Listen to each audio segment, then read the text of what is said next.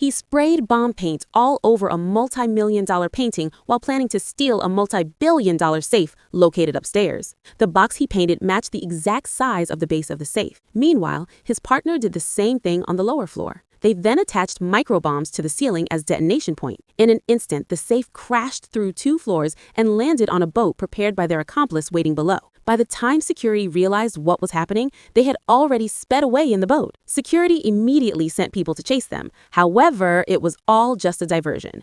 The real safe was never taken away. It simply fell into the river directly beneath the building. Although no sound could be heard underwater, the master locksmith's skills were extraordinary. Relying only on his sense of touch, he easily opened the safe and found stacks of gleaming gold bars inside. Just like that, their plan was a huge success.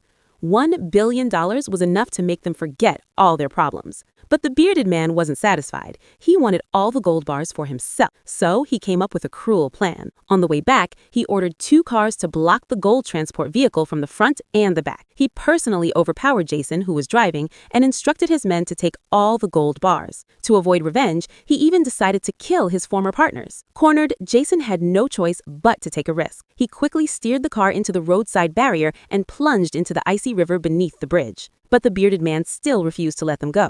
He only left after seeing bodies floating on the surface of the water. Only then did he feel satisfied. What he didn't know was that except for the master locksmith, the others had actually survived. 1 year later, the revenge operation began. However, to get the gold back, they needed a locksmith. The team leader, Mehmet, searched for the locksmith's daughter, Melati. She had inherited her father's lock-picking skills. Give her 3 minutes and there was no lock she couldn't open. With her on the team, revenge was just 1 step away. Their plan was actually very simple.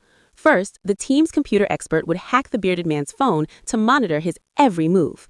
When he was not at home, Jason, the skilled driver, would drive a mini car to the villa's villa to steal his safe.